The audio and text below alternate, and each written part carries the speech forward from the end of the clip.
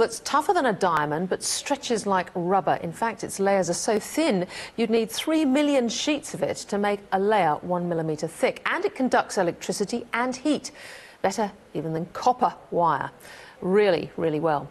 First isolated by two scientists at the University of Manchester back in 2004, it won them both Nobel Prizes for physics. It's called graphene. It's made from graphite, that material that pencil leads are full of.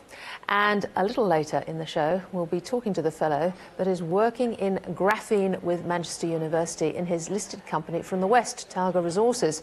Since 2010, graphene has promised a lot, revolutionising parts of manufacturing because it's so light, perhaps replacing silicon, perhaps replacing lithium in batteries.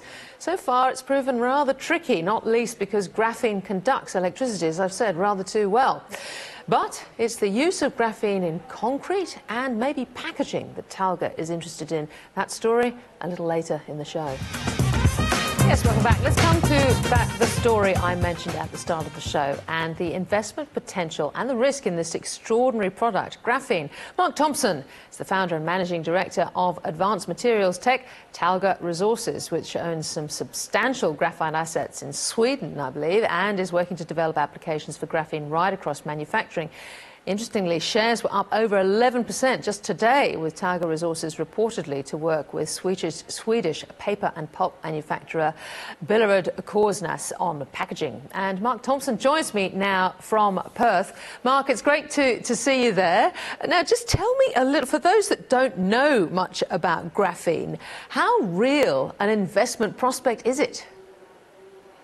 Well, it's very real. It's been, it was discovered over 10 years ago and it's in the process of commercialising pretty fast now.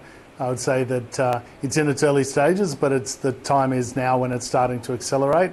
As you can see with deals that we're doing with multi-billion-dollar size companies like Billerud Korsnäs, as you just mentioned.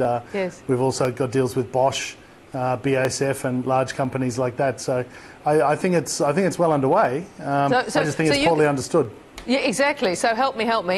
You go back to, what, 2010 or even before that, the fellows that I was talking about at the beginning of the show, the fellows at Manchester University actually managed to isolate graphene. Now, some of the issues about it is that it's almost too good at conducting electricity and heat for some things, but you're looking, as I understand it, as using it in concrete. One of the bulk applications is concrete, where it makes it a lot stronger. Yes. You can also get multifunctional properties where we've made the concrete electrically conductive or thermally conductive. So a place like Sweden? Yeah, well, not just Sweden, it's really a global market, obviously, for concrete, pretty large, but predominantly in Europe, where obviously you've got a lot of issues with concrete that's very old and suffering from concrete cancer, which is where the steel reinforcing rusts and expands the concrete. You need new solutions, new materials that can avoid things like steel, avoid things that can rust, and actually have concrete as a high-performance, multi-use tool. But you're right, in that Sweden, in representing the Northern Hemisphere, where you've got snow and ice, is an issue with roads across all of the Northern Hemisphere. Particularly in an era of electric vehicles, you actually do want that to be under control, and you can do that without chemicals. You can do it without snow ploughing. If you electrify the road, essentially you can have heatable roads, actually ice and snow free, which means that they're intrinsically safe and they have a lot less environmental impact than things like the chemicals that are used today to keep them so. Now, I swear, I remember the governor of the RBA mentioning graphene just the other day, I think, in one of his speeches, but I may be wrong there. But your share price has bumped up and down in the past year. Why would it be doing that? Is this just as deals get signed up, or what's behind it? Look, I certainly think on the way up, you're bumping up against investors not knowing a lot about the materials. You're seeing deals done, but because the large companies in particular are wanting to preserve their technology advantages and the IP behind some of these, what these deals are for, what the graphene is for, then you're not allowed to give as much detail as you could with compared to a base metal, for example. So I think that there's just a bit of a gap between the understanding and where things are really at. But having said that, Talga as a stock, we're coming off our 8-year highs. So there's a bit of volatility around that, both up and down.